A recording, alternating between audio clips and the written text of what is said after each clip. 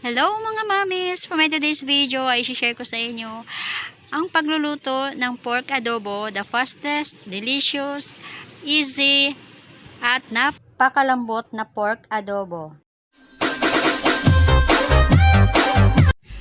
Mga mamis, pangkaraniwan pong pagluluto ng adobo ay atin pong ginigisa, sibuyas at bawang, saka lagyan po ng toyo, suka, at saka kung ano pa pong ilalagay natin pampasarap.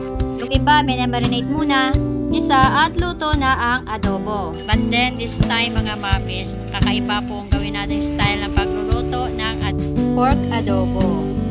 Ang mga mamis, ito po ay para lang doon sa mga nangangain ng pork at hindi po para doon sa mga hindi nangangain ng pork adobo. Syempre una mga mamis, ating hugasan po yung karne at pagkatapos po atin pong ilagay sa isang kaserola at atin po muna siyang pakukuluan ng kaunting oras para po matanggal yung pinakadugo-dugo at saka po yung mabawasan po yung taba, kasi ang karne po ay malangsa, kahit ano pong hugas natin ay talagang naroon pa rin po yung amoy. Pero pag atin po siyang pinakuluan ay makasigurado po tayong tanggal talaga po yung kanyang lansa. Kung inatapon yung pinakasabaw at ilalagay po siya natin sa pressure cooker. Dito po lagay na natin lahat ng mga sangkap dito, sibuyas, bawang,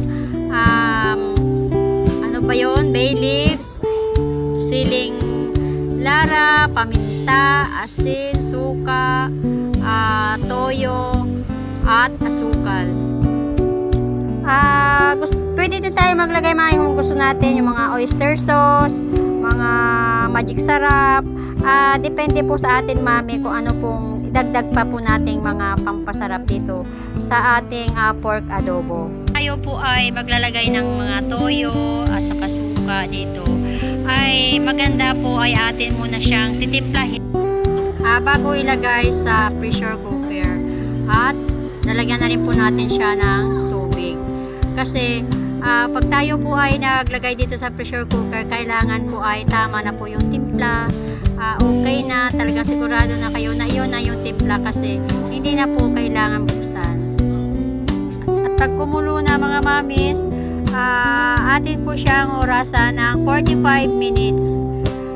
Sigurado ito na po ay malambot na, kasi atin na po siyang napakuluan ng kaunti. Dahil sa pressure cooker naman, mabilis po lumambot. At nilagyan po ng pangkalang para po medyo po sumingaw ang init bago natin siya hahanguin. At pag yuksan natin mga mamis, pagluto na ay layo yung mukha, kasi delikado po. Diyan, luto na po yung pork adobo. At doon po sa namit ang adobo, day.